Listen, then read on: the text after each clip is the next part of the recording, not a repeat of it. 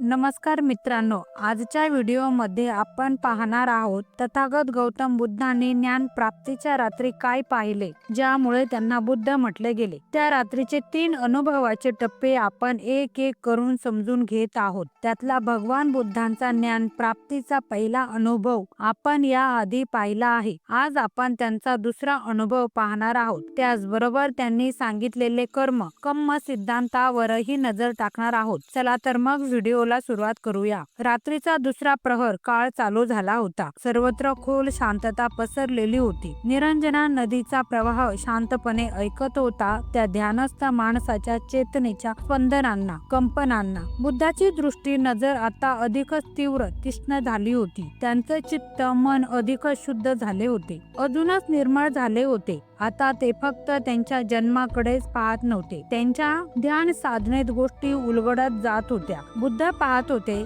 जगातील सर्व प्राण्यांच्या हालचाली, त्यांचा वेग। बुद्ध म्हणाले, मी दिव्य डोळ्यांनी ते पाहिले आहे जे शुद्ध आणि अमानवीय, क्रूर आहे। ते प्राणी मृत्यूनंतर त्यांच्या कर्मानुसार पुनर्जन्म घेत आहेत, ज्यांचे शारीरिक, मौखिक, बोलून आणि मानसिक कृती अशुभ असते, ज्यांचे विचार नकारात्मक, निगेटिव्ह असतात, ते दुःखात जन्माला येतात, नरकातील प्राण्यांमध्ये किंवा भूत स्वरूपात जन्माला येतात। आणि जे चांगले कर्म करतात, खरा दृष्टिकोन, विचारसरणी बाळगतात, ठेवतात, ते उच्च प्रभावी प्राण्यांमध्ये जन्माला येतात। बुद्धांनी हे कोणत्याही अंदाजावर, अनुमानावर म्हटले नाही। त्यांनी पाहिले की एका महिलेचा मृत्यू झाला। तिचे चित्त दुःख, तृष्णा, मोह आणि इच्छांमध्ये बुडालेले होते आणि ती पुन्हा पशु स्वरूपात जन्म घेत आहे। त्यानंतर त्यांनी पाहिले की एक ज्ञानी, विद्वान माणूस होता। त्याच्या मृत्यूच्या वेळी त्याचे मन शांत आणि शुद्ध, निर्मळ होते। त्यानंतर त्याचे उच्च प्रभावी लोकांमध्ये जन्म झाला।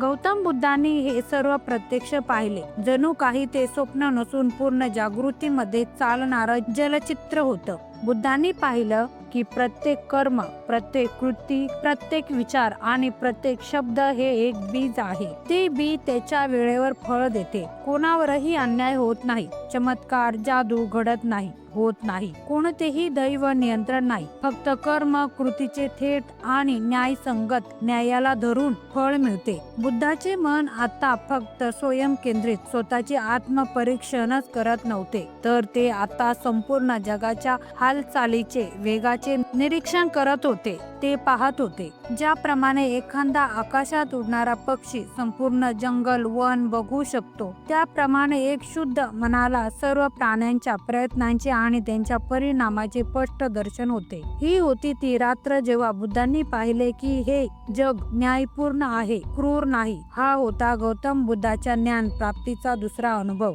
जेव्हा त्यांना समजले की माणूस जे करतो तेच त्याला मिळते, जे पेरतो तेच उगवते। आणि त्यांना कळाले की कर्माचे, कृतीचे बंधनच संबंधित जगाचे बंधन आहे। गौतम बुद्धांनी सांगितले की कर्म म्हणजे केवळ आपण केलेली कृती नाही, तर आपल्या मनात येणारे विचार आणि आपण उच्चारलेले शब्द हे सुद्धा एक कर्मच आहे। आपल्या प्रत्येक कृतीला, प्रत्येक विचाराला आणि बोलण्याला देखील परिणाम असतो, याची जाणीव करून देणारा हा कर्म सिद्धांत आजही तेवढाच महत्त्वाचा आहे। जसे बी पेरले तसेच फळ मिळते, हा या सिद्धांताचा गाभा आहे। माणसाचे चांगले विचार, चांगले बोलणे, चांगले शब्द, चांगल्या कृती असल्या तर त्याच्या जीवनात आनंद आणि शांती येते। त्या उलट त्याचे जर वाईट विचार, वाईट कृती असेल तर जीवनात दुःख आणि अशांती निर्माण होते। बुद्ध म्हणतात, कर्माचे परिणाम अटळ, अपरिहार्य आहे। इथे कुठलाही देव किंवा ईश्वर आपल्या नशिबाचा निर्णय घेत नाही, आपल्या स्वतःच्या कृती